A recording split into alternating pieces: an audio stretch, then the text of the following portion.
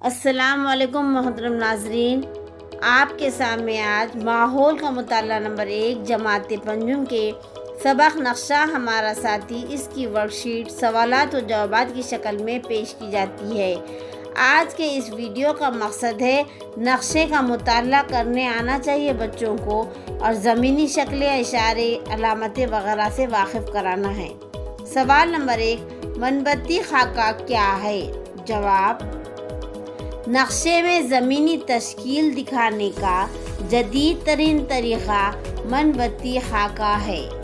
یہاں پر آپ کو تمام سوالات و جوابات کلاس ورک کی کاپی میں خوش خط تحریر کرنا ہے۔ سوال نمبر 2، ہم ارتفاع خط سے کیا مراد ہے؟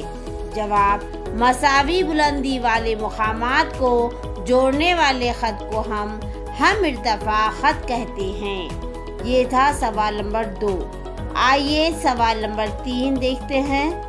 سوال نمبر 3، زمینی شکلیں کسے کہتے ہیں؟ جواب: زمین کے نشیب و فراز کی وجہ سے زمین کی جو خاص شکلیں بنتی ہے انہیں زمینی شکلیں کہتے ہیں۔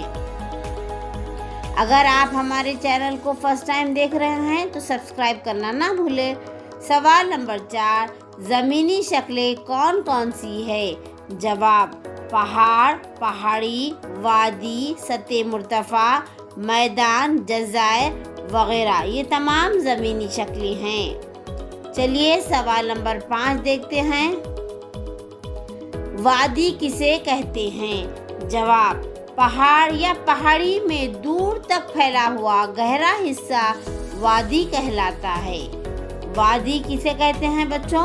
پہاڑ یا پہاڑی میں دور تک پھیلا ہوا گہرا حصہ وادی کہلاتا ہے۔ سوال نمبر 6، اشارے سے کیا مراد ہے؟ نقشے میں مختلف اجزاء، اکائیاں دکھانے کے لیے مفہوم کے مطابق جو نشانیاں استعمال کرتے ہیں انہیں اشارے کہتے ہیں۔ سوال نمبر 7، اشارے کس صورت میں ہوتے ہیں؟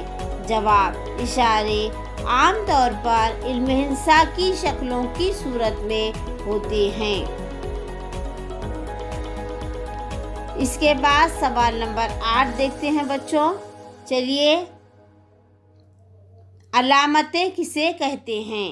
جواب: علامت کا مطلب ہوتا ہے چیزوں کے لیے استعمال کی ہوئی تصویروں کی چھوٹی شکلیں۔ مثلاً ڈاک خانہ سے PO سے ظاہر کیا جاتا ہے۔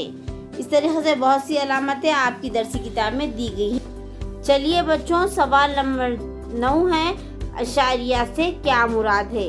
پہلے اشارے دیکھے تھے، اب اشاریہ سے کیا مراد ہے؟ نقشے میں اشارے اور علامتیں کن اکائیوں کو دکھانے کے لیے استعمال کیے گئے ہیں اس بارے میں نقشے میں ایک جانب معلومات دی جاتی ہے جسے اشاریہ کہتے ہیں۔ سوال نمبر 10، طبعی نقشوں کا استعمال کس لیے کیا جاتا ہے؟ جواب: طبعی نقشوں کا استعمال فوجی مہم، سیاحت کی منصوبہ بندی کرنے، کوہ پیمائی کے راستے کا تعین کرنے، ماحول کی منصوبہ بندی کرنے وغیرہ کے لیے کیا جاتا ہے۔ آپ تمام ناظرین کا شکریہ۔ اللہ حافظ۔ السلام علیکم۔